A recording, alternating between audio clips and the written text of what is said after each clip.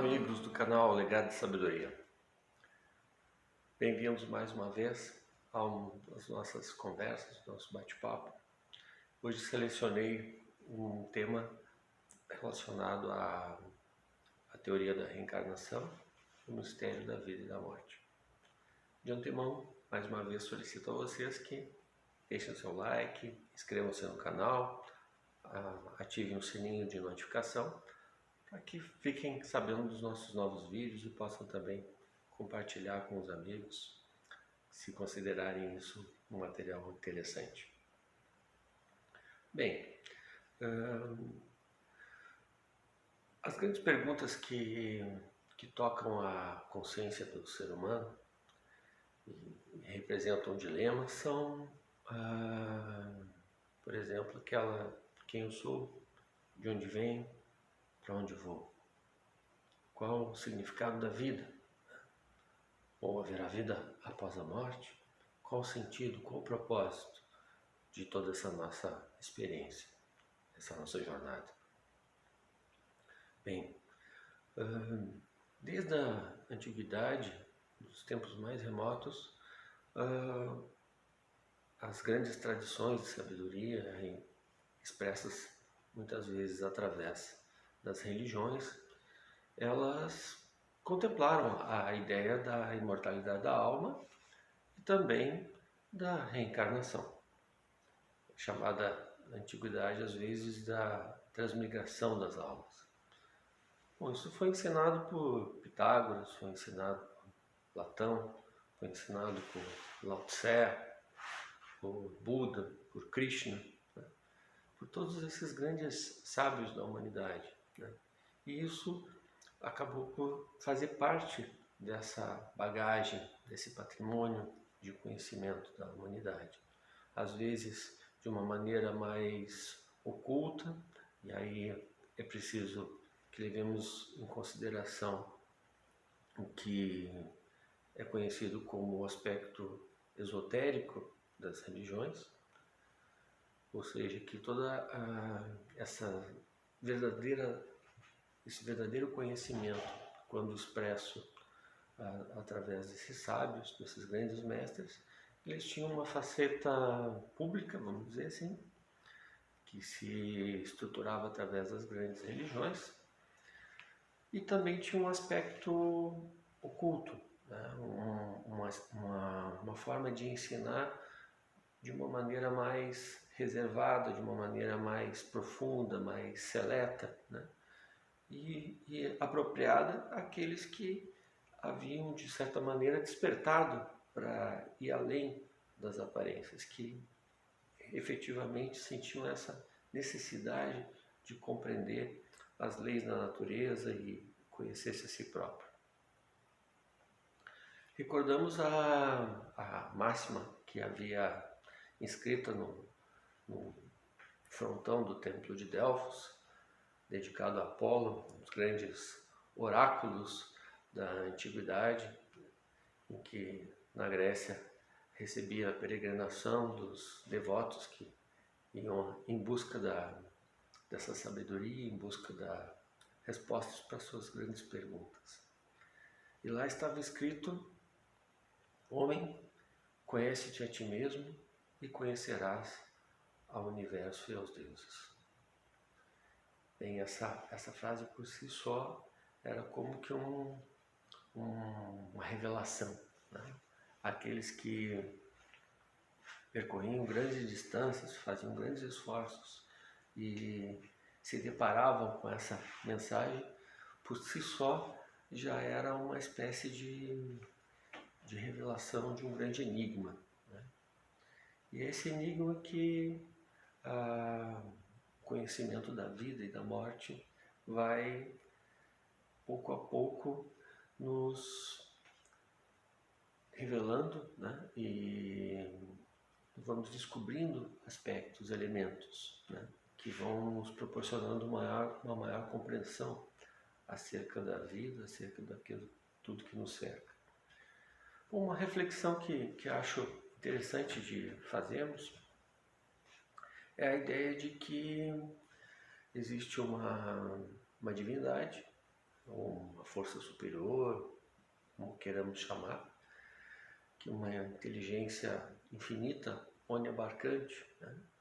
E que normalmente somos capazes de percebê-la através da nossa própria intuição, nosso coração, porque nele está presente, mas fundamentalmente através dos seus atributos.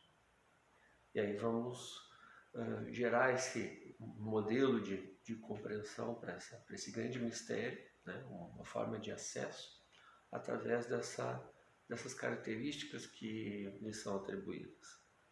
E aí entendemos a divindade como algo que é onipotente, ou seja, tudo pode, onisciente, tudo conhece, tudo sabe, e onipresente, ou seja, está em tudo. De tal forma que essa expressão também vai ser dotada de um amor infinito, uma inteligência infinita e um amor, uma bondade infinita. Dessa maneira não me parece plausível, não me parece lógico que pudéssemos ter uma única vida como seres humanos, ou ainda como vegetais ou animais, qualquer outra expressão de vida no cosmos.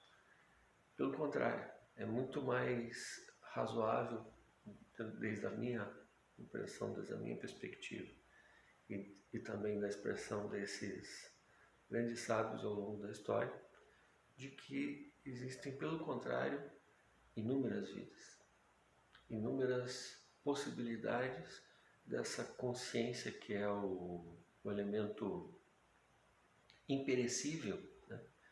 Que vai fazer uso desses veículos materiais para se expressar ao longo da eternidade. E aí vamos perceber que essa lei da reencarnação vai passar a fazer muito sentido, né?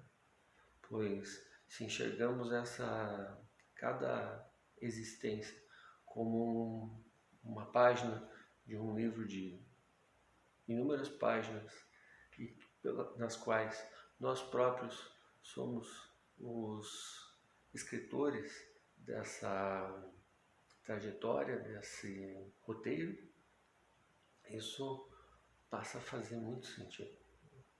E podemos refletir quanto de beleza, né? Quanto de generosidade, de maravilhosas oportunidades que essa divindade nos lega através desse sistema, desse mecanismo, né? E o contrário sim que me parece absurdo, né? Enquanto um tem todas as possibilidades de desenvolver-se, de ser feliz, de ter todos os meios, recursos disponíveis, seja riqueza, beleza, inteligência, outros vão estar em uma condição completamente limitada, né? Seja através de pobreza, doença ou injustiças de todos os tipos, né?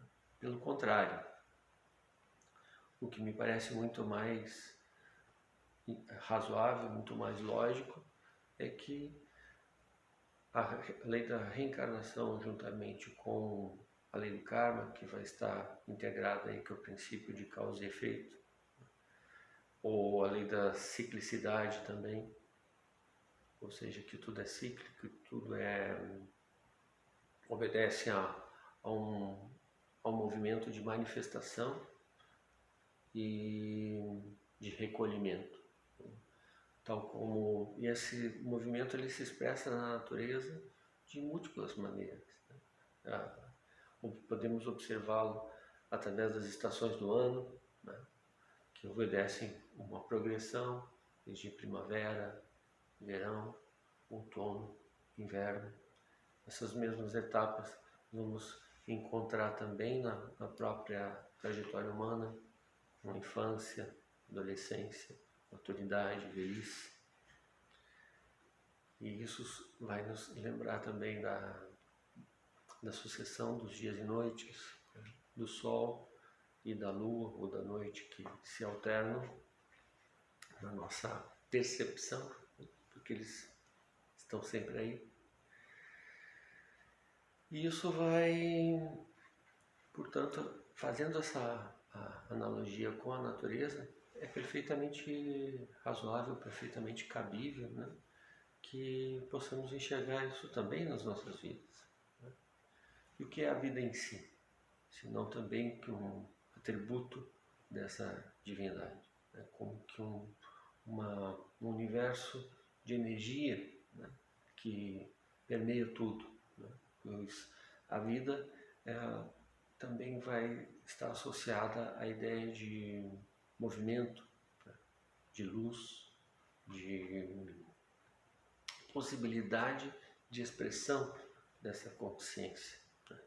E essa consciência ela vai uma escala infinita, né? Desde do nível atômico até um ninho de galáxias.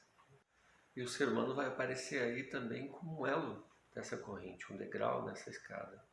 E que, por sua vez, vai também passar por sucessivas experiências em busca da sua própria realização, em busca da perfeição, que é esse arquétipo, né? Esse modelo transcendente que vem desde dimensões superiores, né?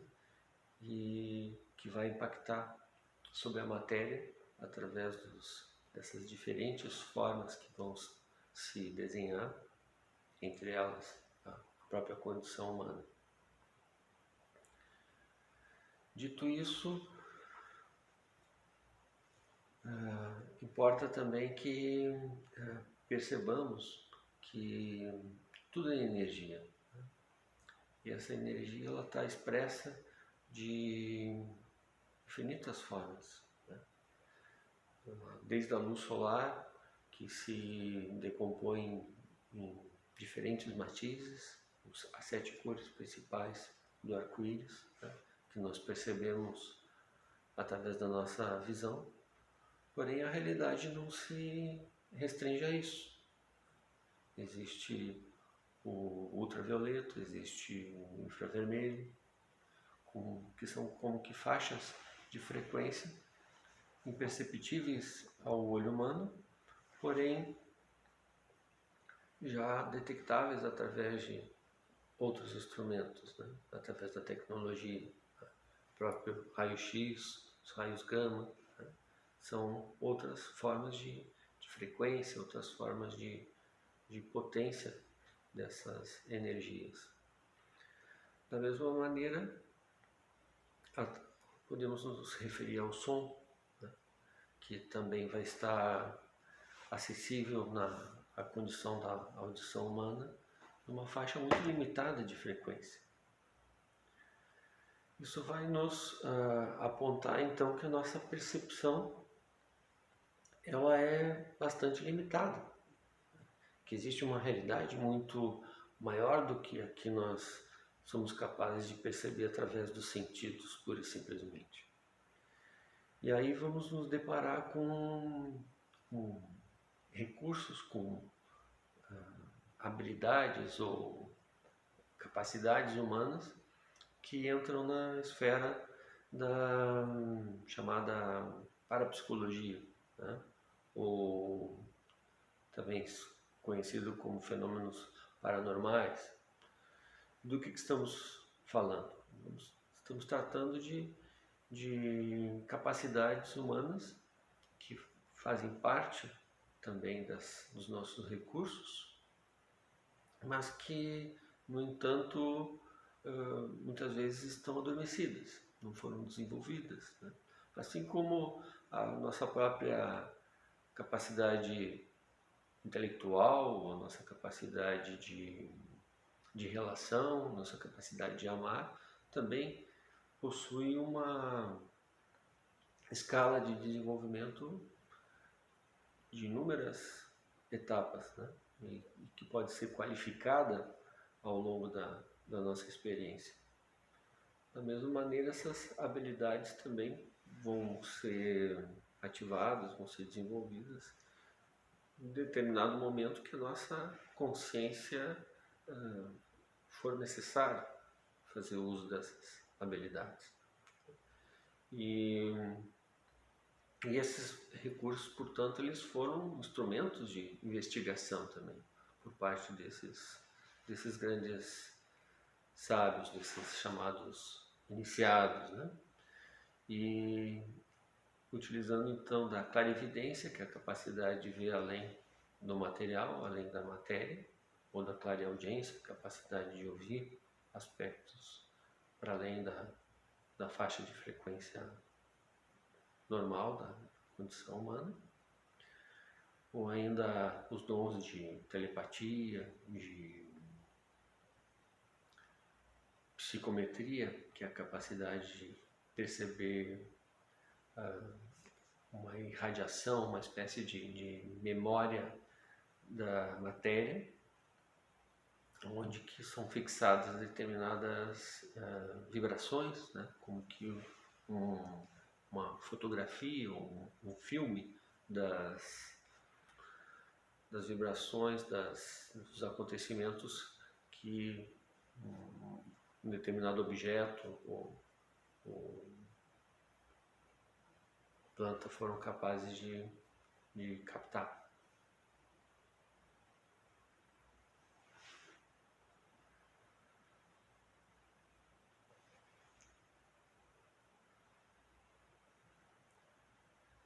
Dentro dessas tradições religiosas, né, vamos perceber que a Índia, por exemplo, é uma referência onde nós vamos encontrar a construção setenária, que já falamos a respeito no outro vídeo, e ali vamos ter essa visão muito filosófica, muito profunda, né, de uma ideia de um ser humano que vai passar por essas sucessivas vidas a caminho da perfeição, a caminho de um aprendizado, né, constante. E, por exemplo, na tradição tibetana, vamos encontrar a referência a esses aspectos da morte no chamado Bardo Todô, mal chamado Livro Tibetano dos Mortos, né? Na verdade, a tradução correta seria o livro do estado intermediário, né? Onde é explicado de forma bastante detalhada os processos relativos à morte e a etapa em que as almas, ou essa nossa natureza imortal, vai vivenciar durante a etapa entre uma encarnação e outra. Outra referência nessa mesma linha nós vamos ter no chamado Livro Egípcio dos Mortos, né? Também cuja tradução correta é o Livro da Oculta Morada, né? Vamos ter essas referências também à reencarnação no mito de Er, por exemplo, relacionado por Platão na República, uma das suas principais obras. Platão também vai tratar desse tema no Fédon, onde ele vai tratar a respeito da imortalidade da alma, né? Inclusive nos diálogos que Platão utiliza como a referência a Sócrates, uma vez Sócrates questionado, né, de onde vinham os mortos, ele responde, olha, dos vivos, né? Portanto, é perfeitamente lógico que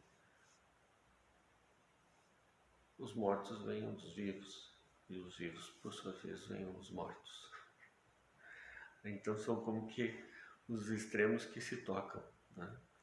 A ideia de que, na verdade, não há um fim absoluto, né? E de que a morte é, tal como entendida filosoficamente, é simplesmente uma etapa de transição. Então, podemos falar de simplesmente o outro lado da vida.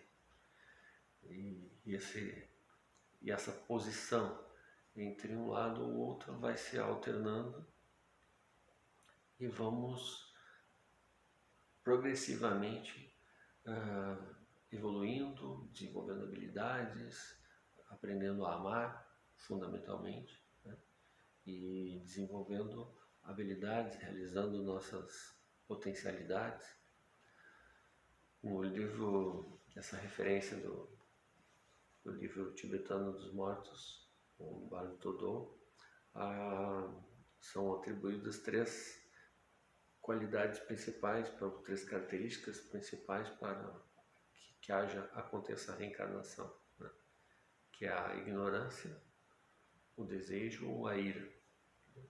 Então qualquer um dessas emoções, vamos dizer assim, dessas situações, tendem a atrair novamente essa alma ao ciclo de encarnação na matéria. Isso é uma questão interessante da gente levar em conta, né?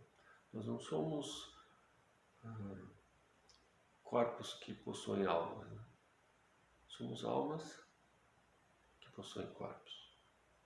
É algo bastante distinto. Então que o foco da nossa própria experiência deve ser essa perspectiva da consciência, disso que é imortal, disso que a própria palavra consciência vai fazer referência daquilo que é ciente de si próprio. E a nossa jornada de aprendizado, de evolução, está diretamente ligada a isso, de aprender a conhecer as nossas potencialidades, aprender a conhecer que isso que identificamos como corpo é apenas um veículo, né? E que mais importante que o veículo é o condutor, ou seja, essa alma imortal que passa por sucessivos veículos e que vai abandonar esse veículo quando já não servir mais. Então que há todo um preconceito, uma espécie de espelhismo, né? De ilusão, né? Especialmente no Ocidente, porque às vezes associamos a morte a algo negativo, né? Algo ruim, como que isso é bastante fútil da nossa parte, porque em realidade não temos compreensão do que se passa e qual o destino propriamente de cada uma das almas, né? Mas que pode ser inclusive um estado de felicidade, um estado de bem-aventurança, algo muito melhor do que a própria condição de estar encarnado. Que estar encarnado implica em lidar com a dor, né? Em lidar com uma série de limitações. E essas limitações seguramente não existem do outro lado, né? Porque a própria expressão de temporalidade funciona de uma maneira completamente distinta, né? E que vamos encontrar muitos elementos que vão apontar nessa direção, né? Da imortalidade da alma e das sucessivas vidas que vão ser meios para o desenvolvimento dessa individualidade, desse eu, que é o condutor e que não é o veículo propriamente dito. O veículo, como já falamos em um dos nossos vídeos anteriores, ele é a personalidade. Né? Persona, no antigo latim, significa máscara. Então, essa máscara é como que um envoltório, um recipiente, né? Uma embalagem para essa nossa essência. Essa essência que é imortal, que é imutável. Né? Se fala na tradição esotérica oriental que existe um átomo permanente, né? Do físico, do prânico, ou vital, do astral, ou emocional, e do Kamamanas, né? Ou mente de desejos, a mente concreta. E cada um desses átomos permanentes, ele é recolhido por essa parte do ser humano que é imortal, essa condição da alma, podemos chamar assim para simplificar, e é levado então a essa dimensão astral, ou dimensão sutil.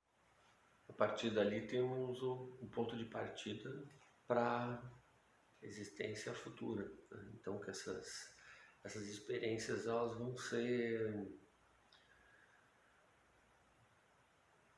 avaliadas, vão ser aprofundadas, né? E aí existe toda uma gama de possibilidades, né? De que esses veículos sutis também possuem um tempo próprio de dissolução, né? Por isso a importância de cultivarmos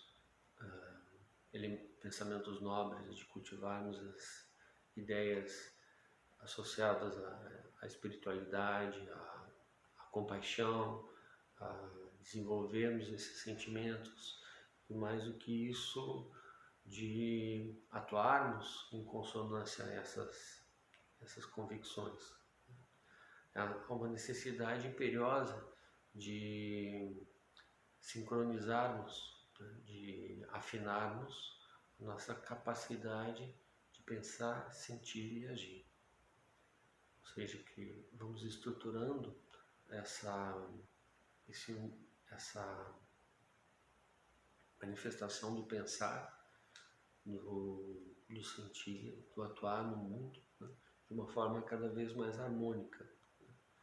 Isso está associado à expressão daquilo que é bom, daquilo que é belo, daquilo que é justo, daquilo que é verdadeiro. São como que os modelos fundamentais, os arquetipos, os modelos primordiais, que são a referência para toda o desenvolvimento humano e o desenvolvimento dos demais reinos da natureza também.